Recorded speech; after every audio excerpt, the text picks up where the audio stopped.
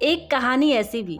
वैसे इस दुनिया में लड़की होना ही जीवन को काफी कठिन बना देता है। और जब आप दिखने में अच्छे ना हो, पढ़ाई लिखाई में अच्छे ना हो, तब सोचिए कठिनाई का लेवल क्या होता होगा। संध्या बचपन से ही पढ़ाई लिखाई में कमजोर थी। उसका रंग सांवला था, नाक नक्श भी बाकी लड़कियों की तुलना में इतना खास न था। ऊपर से भगवान ने दांतों की बनावट भी टेढ़ी मेढ़ी कर दी थी। जब संध्या छोटी थी तो बचपन में स्कूल के बच्चे चिढ़ाते थे। बड़ी हुई तो गली मोहल्ले के लोग उसे देखकर मुंह फेर लिया करते थे। कोई भी उसका दोस्त बनने के लिए तैयार न था। उसके रिश्तेदार भी उसे कुछ खास भाव न देते थे। बस एक उसकी माँ ही थी जिसे उसकी सूरत से कोई फर्क नहीं पड़ता। माँ संध्या से और संध्या माँ से बेहद प्यार करते थे। दुनिया भर की आलोचनाओं को सहने की शक्ति थी माँ संध्या के लिए। जब कोई उसे डफर बोल देता या जब कोई उसे बदसूरत बोल देता, जब संध्या को शादी के लिए देखने आए लोग उसे बिना पसंद किए लौट जाते, यहाँ तक कि जब खुद उसके पापा ही उसे मनहूस बोल देते, तब माँ ही होती थी जो उसे समझाती कि लोगों के बोलने से क्या होता है, तू तो मेरी प्यारी बेटी है। भगवान के किए इतने सारे अन्यायों के बावजूद संध्या जीना सीख गई थी। वह खुश रहना सीख गई थी। जो भी गिने चुने लोग उससे बातें करते, उन्हें चुटकुले सुनाकर हंसाया करती और खुद भी ठहाका मार के हंसती। इसके अलावा एक और बड़ी खूबी थी संध्या की। उसे खाना बनाने में बहुत मजा आता, और न सिर्फ खाना बनाने में मजा आता, उसका बनाया खाना खाकर लोगों को जो स्वाद आता था वह उनको तृप्त कर जाता। और यह उसमें अपने आप तो आया नहीं था। दुनिया के ठुकराए जाने के बाद उसने अपना सारा समय खाने की रेसिपी, किताबें, रेडियो शोज और टीवी चैनल्स को समर्पित कर दिए थे। संध्या की तारीफ तो कोई भी नहीं करता, लेकिन उसके हाथों के बने खाने की तारीफ हर वह व्यक्ति करता जो उसे चखता। इस एक गुण की वजह से संध्या अपने आजू बाजू की औरतों में फेमस हो गई थी, क्योंकि जिसे भी खाना पकाना सीखना हो या कुछ नया पकवान बनाना सीखना हो तो वह संध्या के पास आती, और संध्या भी खुशी खुशी उन्हें सब कुछ सिखाती। उसके पास आने वाली औरतें अच्छा खाना बनाना सीख जाती, लेकिन लाख कोशिश करने के बाद भी संध्या के हाथों का वह जादू जो सबको तृप्त कर जाता, वह कोई न सीख पाता। संध्या की जिंदगी इन्हीं उतार चढ़ावों के साथ कट रही थी।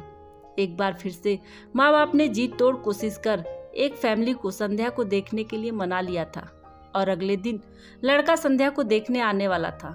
संध्या को इस बात की खबर होने पर वह दुखी और गुस्सा हो गई थी कि बिना उससे पूछे पता नहीं क्यों माँ बाप लड़कों को बुला लेते थे और उसका मजाक बना देते थे। माँ ने संध्या को समझाया कि ऐसा ही होता है, कोई भी बेटी अपने माँ बाप के यहाँ हमेशा नहीं रहती, उसे एक दिन शादी करके जाना ही पड़ता है। अगले दिन संध्या सुबह सुबह ही लड़के वालों के आने से पहले ही सज संवर कर कहीं निकल गई थी। उस दिन लड़के वाले घर आकर माँ बाप को बहुत खरी खोटी सुनाकर चले गए थे। वैसे भी पापा को संध्या पर हमेशा ही गुस्सा रहता था, लेकिन उसकी इस हरकत ने उनको गुस्से से पागल कर दिया।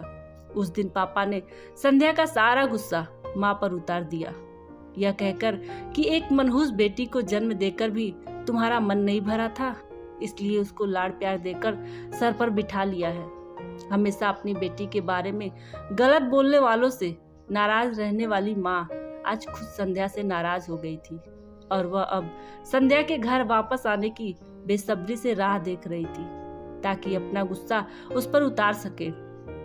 सूरज ढलने से पहले संध्या घर लौट आई थी। उसके चेहरे पर एक अजीब सी खुशी थी। हाथों में एक चेक था और एक सर्टिफिकेट भी। संध्या माँ से कुछ कहना चाहती थी, लेकिन इससे पहले कि संध्या अपने मुंह से एक भी शब्द कह पाती, माँ ने उसे खरी खोटी सुनाना शुरू कर दिया। गुस्से में माँ बोलते बोलते इतना कुछ बोल गई कि वो संध्या ने कभी सपने में भी नहीं सोचा था। माँ ने कहा, बाकी सभी लोग सही थे, तुम सच में मनहूस हो, तुम्हारी वजह से हर कोई परेशान है। अच्छा होता जो तुम पैदा होते ही मर जाती, ये दिन ना देखना पड़ता हमें। गुस्से में बड़बड़ाती और सब्जियां काट रही थी। माँ ने एक बार भी संध्या की तरफ नहीं देखा। संध्या माँ की बातें किसी पत्थर की मूरत की तरह सुन रही थी। पत्थर की ऐसी मूरत जिसके शरीर में तो जान ना हो, लेकिन आंखों से आंसुओं की धारा बह रही हो। संध्या ने माँ से पूछा, माँ क्या सच में तुम भी चाहती हो कि मैं मर जाऊं? क्या इतनी बुरी हूं मैं माँ? अभी भी गुस्सा सर पर सवार होने की वजह से माँ ने कह दिया, हाँ। बिना एक पल भी सोचे संध्या ने सीधे अपने कमरे में जाकर अपना कमरा अंदर से बंद कर लिया। 1-2 मिनट बाद गुस्सा थोड़ा शांत होने पर माँ को अपनी गलती का एहसास हुआ तो संध्या के रूम की तरफ गई। उन्हें पता चला कि संध्या ने रूम को अंदर से बंद कर लिया है। गुस्से में कुछ कर ना ले इसलिए माँ ने तुरंत पापा को इस बात की खबर दी। दोनों ने काफी देर तक दरवाजा खोलने की कोशिश की, लेकिन जब नाकामयाब रहे तो दरवाजा तोड़ दिया।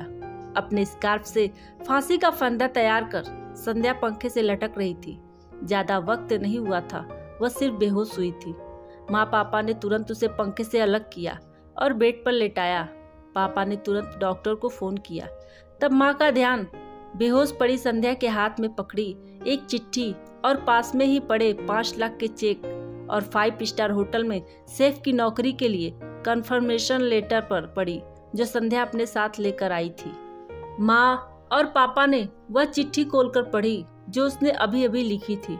चिट्ठी कुछ इस प्रकार थी। मम्मी और पापा, मैं जानती हूँ मेरे जन्म से लेकर आज के दिन तक मैंने ऐसा कुछ भी नहीं किया जिस पर आप गर्व कर सके, लेकिन मैं आपको बताना चाहती थी कि आज मैं खाना पकाने के नेशनल लेवल कंपटीशन को जीत चुकी हूँ और ये 5 लाख का चेक मुझे प्रथम स्थान पर आने के लिए मिला था। सबको मेरा खाना इतना पसंद आया था कि उन्होंने मुझे एक बहुत बड़े होटल में मास्टर शेफ की नौकरी के लिए कंफर्मेशन लेटर दिया। पूरी दुनिया मेरे खिलाफ है, मुझे इस बात का कभी भी फर्क पड़ा ही नहीं था और ना ही बाबूजी की कड़वी बातें मैंने अपने दिल पर ली थी। लेकिन मैं जानती थी बाहर से सख्त दिखते मेरे बापू अंदर से मुझे बहुत प्यार करते थे। प्यार ना करते तो मेरे बिना मांगे मुझे कपड़े, मिठाइयाँ, पटाखे ये सब लाकर ना देते। माँ के प्यार को कोई क्या बयां कर सकता है। मेरी माँ मेरे लिए मेरी सारी दुनिया थी। जब माँ मेरे साथ होती तो मुझे किसी बात की परवाह ही ना होती थी। मेरी माँ मेरी थी इसलिए मुझे किसी और की जरूरत ही ना थी। मेरी माँ मेरे साथ नहीं है तो मेरी दुनिया मेरे साथ नहीं है, इसलिए मैं आज दुनिया को ही अलविदा कहकर जा रही हूँ। मैं जानती हूँ आपने कभी न कभी भगवान से ये दुआ जरूर मांगी होगी कि अगले जन्म में मेरी जैसी औलाद ना मिले, लेकिन मैं हमेशा ये प्रार्थना करती थी कि अगले जन्म में तो क्या मेरे हर जन्म में मुझे आप जैसे माता पिता मिले, और आज भी यही प्रार्थना करके उसी भगवान के पास जा रही हूँ। चिट्ठी पढ़ते पढ़ते माँ और पापा सर से पांव तक पछतावे में डूब गए थे और बेहोश पड़ी संध्या के सर पर हाथ फेरते हुए फूट फूट कर रो रहे थे। दोस्तों, ये कहानी आपके दिल को छू गई होगी।